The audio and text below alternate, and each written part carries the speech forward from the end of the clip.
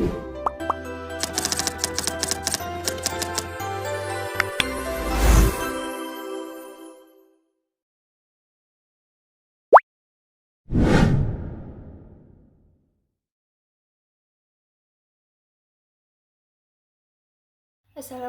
warahmatullahi wabarakatuh. Alhamdulillahirrabbilalamin. Wabihi nasta'in wa ala umuri dunia wa din. Wassalatu wassalamu ala asrafil anbiya'i wal mursalin wa ala alihi wa sahbihi ajmain, amma ba'du.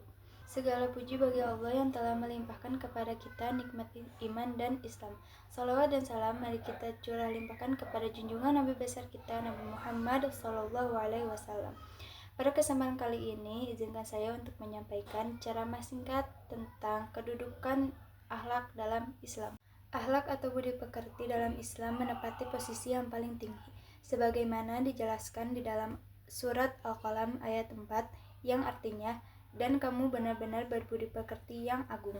Di samping itu, akhlak menjadi tolak ukur kesempurnaan iman seorang hamba, sebagaimana disabdakan oleh Rasulullah SAW yang berbunyi, akmalul mu'minina imanan ahsanuhum khuluqan wa khiyarukum linisaihim khuluqan, yang artinya kaum mukminin yang paling sempurna imannya adalah yang akhlaknya paling baik di antara mereka, dan yang paling baik di antara kalian adalah yang paling baik kepada istri-istrinya. Hadis riwayat Tirmizi, Ahmad. Bahkan di hari kiamat pun akhlak menjadi sesuatu yang paling berharga, karena amal yang paling berat di hari kiamat adalah akhlak yang baik.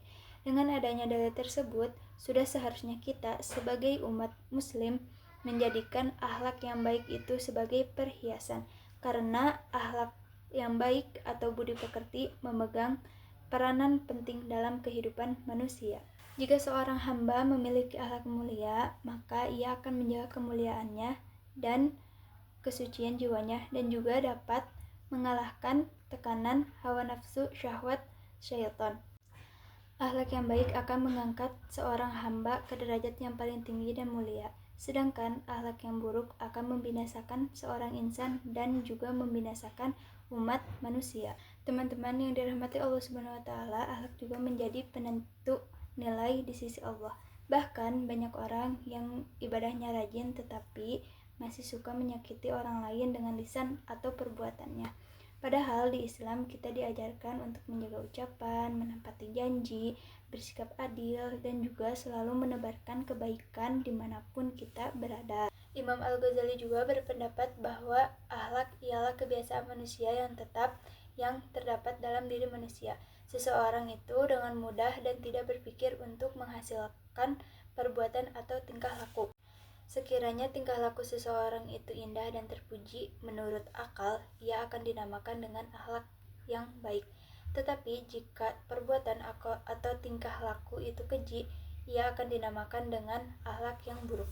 Ada 3 keutamaan akhlak mulia. Pertama, imannya sempurna. Kedua, derajatnya paling tinggi. Ketiga, yang paling dekat dengan Rasulullah ketika di hari kiamat. Oleh karena itu, akhlak mulia adalah salah satu pilar agama yang tidak dapat dipisahkan.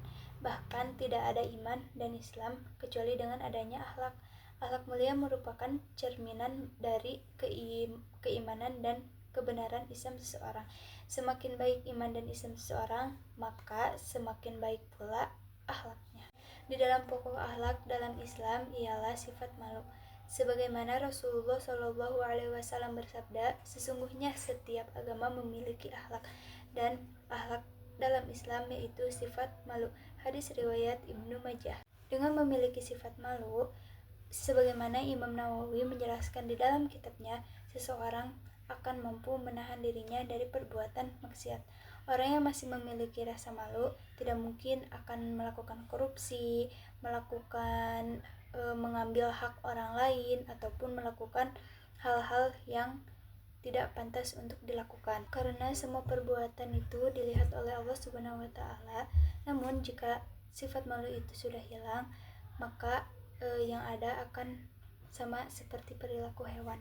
Teman-teman yang dirahmati Allah Subhanahu wa taala, ilmu yang baik adalah ilmu yang bukan hanya sekadar didengar tetapi juga diamalkan.